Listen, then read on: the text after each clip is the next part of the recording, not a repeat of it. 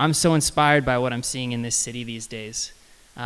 It's only been 3 years that we've been actively involved in the local food scene here. But in those 3 years, I'm seeing us catch up to the leading edge cities around North America that are just on the cutting edge of urban agriculture. And I think that as I look around, I'm seeing so many inspiring things happening in the local food movement that I want to share with you just to get started. Whether it's the swaths of people that are flocking to their front and backyards and planting food gardens, the sheer volume of contacts that we're getting of people are saying, hey, can you come over to my garden and help me get this started? You know, I don't know where to start, but man, do I have motivation to get going. The amount of land offers that we get as urban farmers, I mean, we say no to so much land. I mean, there is a lot of room for other urban farmers to get going. And there are other urban farmers getting going this year. I know a number of folks who we helped mentor and speak with last year, which was our first year running our urban farm. And they watched us and learned from our mistakes, which we made many of. And, you know, I think they're going to get off even to a better start than we did in our first year. So that's exciting. Community gardens popping up all over the place. Hundreds of people getting plots in community gardens. Community gardens growing and expanding and trying new methods of gardening, planting fruit trees and bushes and more than just your simple annual vegetable garden. And the restaurants, of course, like Charcut, who you know, we'll have to chat after this. Haven't been over there yet. Well, the restaurants who are popping up in this city and are committed, genuinely committed to supporting local producers. It's an incredible scene. So anyway, I'm so excited to be here, and I think you should watch the local food movement in Calgary because it's going to be very exciting over the next couple of years. All right. So my name is Luke Kimmel. A little bit of background on me. I'm born and raised in Calgary. I've been an entrepreneur in the city since I was 19, which wasn't actually too long ago. 6 years ago. And so anyway, when I was 19, I got going in a clothing company, an artist collective called Light and Soul. Maybe some of you heard about that in the city. We hosted events, social gatherings where we come and promote our new line of clothing. We used organic cottons and hemp and even made recycled clothing out of stuff that we would buy from secondhand stores, things like that. We also did art shows, and a number of us are painters and artists still, some professionally now. Myself, I always like to paint trees. It's funny, I plant them now. I don't really paint them anymore. I got involved in a number of other things. I was involved in basically a product distribution business. I'd throw on a suit after running my kind of snowboard, skateboard clothing company. I'd throw on a suit and we were distributing household products. Had a team of 50 salespeople working part-time, and we did $100,000 in a year. So as a young person, I found that pretty exciting. And you know, this city is just absolutely ripe for the entrepreneurial spirit, and I love that. Another thing I did, I worked for a musician as his manager. We did a tour around British Columbia, which really ties into why I got into farming, how I got into farming in the first place. And you know what, it all sounds good and fine, but I was just working as a server, bartender, as a chef in my spare time, trying to get these small businesses off the go, working around the clock, and finding some success, but realizing, well, clothing being our primary focus, was clothing is a tough business. And the more I looked into it, the more I wasn't really satisfied with even the organic cottons and the hemps. I mean, I wanted to do something that was going to be good for people and good for the planet. And I started to just feel generally disenchanted with everything I was doing. I had a mortgage that was too expensive for what my capacity was. And I was completely burnt out after about 4 years of running a business, 3.5 years. And so it was at that point that I discovered permaculture. That's a number of us at the end of our permaculture design course. It's a 72-hour course. For everyone that doesn't know what permaculture is, I'll frame it really simply. It's a design system for designing sustainable human habitat. So I was traveling through, I was on what would be my last sales trip with our clothing company. And I was traveling with a musician as well. We had a show in Nelson the next day. And we stopped and stayed over at a family friend's farm. It was this beautiful homestead, like beautiful. The people had been, they just bought it 3 years ago. Well, it'll be 6 years ago now. And then, but before that, it had been cultivated in a sustainable way for 40 years. So there was literally fruit trees that were just pouring hundreds of pounds of fruit around me. There was walnut trees and hazelnuts and beautiful ponds and thousands of square feet of garden. And I'd never seen this before. I mean, I was raised in the suburbs. I was raised as part of the box food generation. I had no context of where my food came from. I think I spent one day on a farm, and these farm kids were tough, and I cut my hands trying to pick up bales of straw, and I didn't like it. I thought it was passé. I mean, but this was different. I got very inspired by seeing this homestead, and I ended up moving out there. Ended up taking the permaculture design course. And so when I moved out to this farm, my first time really ever leaving the city on my own, I was so motivated. Like, I was stoked. You know, I had the history in entrepreneurship. I knew I was going to make something happen. I knew it was going to take time and work. So I got out there in the field and injured myself big time. I had a little thing, it said ouch on the bottom. You can see I didn't even have good technique back then. I'm bending over, hurting my back in a trench. That's the musician that I was traveling with. He came, he had the good job there. But there's nothing like digging a trench to a little, you know. Anyway, I completely, like, the first 3 days on the farm, I knocked myself out of the game. Heat stroke, hurt my back, was getting cut. The mosquitoes were crazy. The flies were, I kept like, how do you live like this?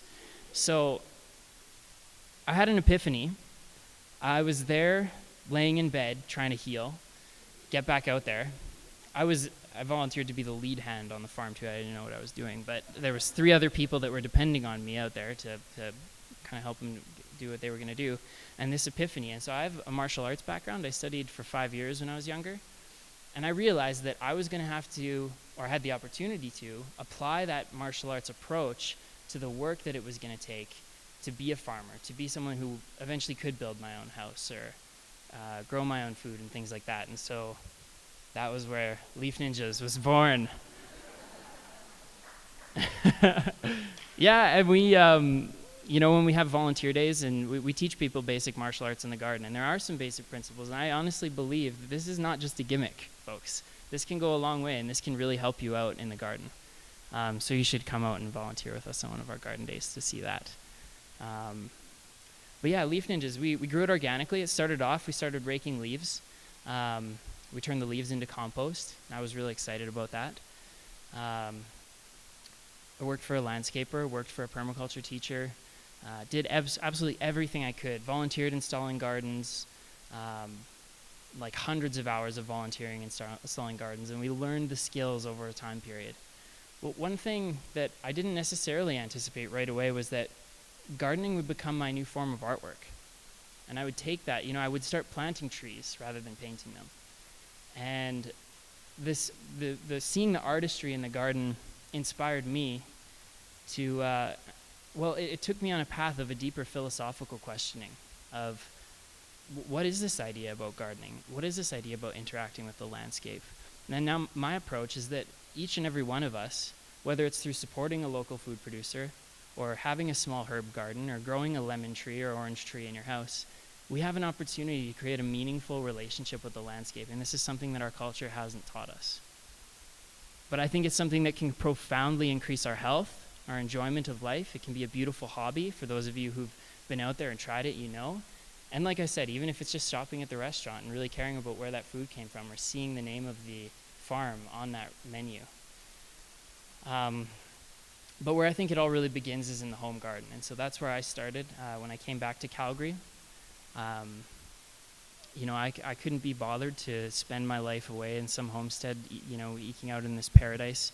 I felt like I had a mission. I needed to come back to the city and do something. So anyway, I negotiated a relationship with a landowner. He paid for all the costs of my first garden. This is my a little shot of one of my first gardens that I did in Calgary. And we're doing a sheet mulch, so you can see the trench all around. The newspaper is where the rainwater goes every time it rains off the roof of the garage. And we covered that in compost, and we were getting pretty excited. I put seeds in the ground. I still hadn't really even planted that many seeds at this time. I was, is this going to work? I don't know what's going to happen. And then it was incredible. We had hundreds of pounds of food come from that garden, 30 squash just from that little bed right there. Just totally sustained myself throughout the summer. I mean, not completely, but it was awesome. It was like a huge contribution to my food needs. And then I was able to have some friends over and say, hey guys, let's have a dinner from the garden. Let's go pick some stuff from the garden. And everyone's like, I haven't done this before, especially not in the city. So it was us, some young folks out there in the garden having fun. And yeah, we had a great dinner. And still, the first time that we did, this is a picture from the first garden dinner that we had. And it's one of the most profound memories that's carried me through what we've done. Here's just another shot of that garden, some beet tops. I thought I failed on the beets. They like a little bit warmer germination. They didn't come up till later in the year, and they came up, and I was like, yes, beets. Oh, where'd I go with the beets? You're like, what is he talking about? Okay, so beets. Anyway, we're missing a bit of the slide here. I think there's a bit of like top and bottom that you can't see. But anyway, we decided to scale it up. So about a year and a half ago, we started studying urban farming. There's an organization called SPIN. It stands for Small Plot Intensive. They've trained and motivated over 600 farmers across the world to practice a small-scale form of organic growing in cities. And so we gave it a shot and went out there, started getting involved in our community, attending community events, which is something I'd never done growing up in the suburbs. And I was just amazed by the amount of meaningful connections that we started to make. Like, for example, Sam, who's doing the artwork here, is a neighbor in Ramsey and was one of the first people to offer us land, interestingly enough. So how cool is that? And yeah, our urban farm now is 20,000 square feet, which is just less than half an acre. That's what an urban farm looks like, or can look like. That's Dave, one of my business partners, out in the garden. We've got our irrigation system put up so we can water the whole thing with just a real simple oscillating sprinkler. There's about 15 pounds of lettuce in the ground there on the two most established beds, and some arugula that Dave's picking through, and that's a plot that we're still continuing on this year. We put up a fence made out of all pallets. We use a lot of upcycled materials.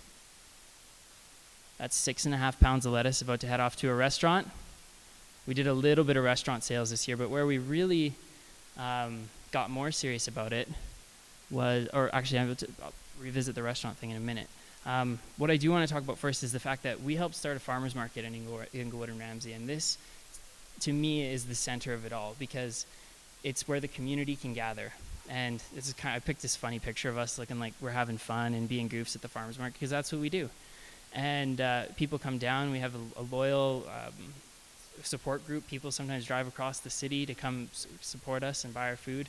And I just think that as far as community building goes and cool, unique things that you can engage in the city, heading out to a farmer's market where, so our goal is in Ramsey and Inglewood that people know that we're not making dinner on Tuesday night, because Tuesday night's the farmer's market.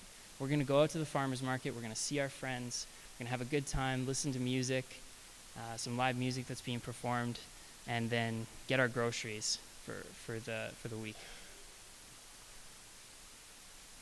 Farming's cool.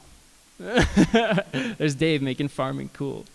And I think it is cool because we now, being able to run a business that's self-sustaining in the city based on all borrowed land, and relationships, strong relationships in the community, where when we walk around in Inglewood and Ramsey now, it's a whole different landscape. We're waving at people as we go down the street, hey, and how's the farm? And people are coming together and talking about looking over the fence. Oh, what do you guys? Oh, yeah, I heard about what you guys are doing. And there's the potential for that for many more people and for every community in this city. We just have so much lawn that needs to be destroyed, frankly, and turned into food production. Yes. Sweet. Glad you're all on board with that. So one thing we got into in January is we said, you know what, Calgary does have a short growing season. Why don't we grow all year round? And so we did. So we got 5 racks set up. We're doing indoor pea shoots, sunflower shoots. They are growing in soil. We got radish shoots in there, which are my favorite, just nice, spicy, so good. And we can get a crop in 2 weeks. So we started off January, we had about 20 pounds a week now. We've been doing about 40 pounds a week. this was one of our main avenues in with the consistent restaurant relationships. The restaurants in this city have been incredible with supporting us. And Shortcut's amazing as well. We haven't gone down there yet, but believe me, we're coming. But we sold to Rouge, The Coup, Dairy Lane, Without Papers, Sugo. Number of restaurants in Inglewood and Ramsey. So when you go to Without Papers, you see the pea shoots on one of their pizzas in the menu. You can know that came from 2 kilometers away, and we grew it. Hi. So another thing that we do, and we're super passionate about growing food for people, but I think that one of the most things that inspire me the most as a landscape designer and a permaculture designer is that we can educate and empower people to grow their own food. This is a food forest. So it's a planting of fruit bushes, fruit trees. We can even grow hazelnuts in the city. We can grow a hardy kiwi in the city. Incredible little beautiful fruit. Grows all in the shade. And just the sheer potential of what we can do in backyards is incredible. So I love helping people get a garden started. And I was recently involved in planting of a 1-acre food forest, a demonstration. This was funded by the BC Agroforestry Trust, and it's the first food forest of its kind. It's an acre in size. We planted over 200 fruit bushes, or berry bushes, fruit trees, and more stuff like this is coming down the road, or more things like this are coming to Calgary. So I would say support the growing of perennial food producers, because it's arguably one of the most sustainable ways that we can produce our food going into the future. And anyway, one thing I want to leave you with before I close is that there are so many ways for you to get involved in your local food scene, whether it's going to the farmer's market, whether it's hiring a consultant to come to your backyard and help you get started, whether it's attending a community garden, volunteering in a community garden. There are just so many things, and I think that it's worth giving a shot. So thank you so much for your time.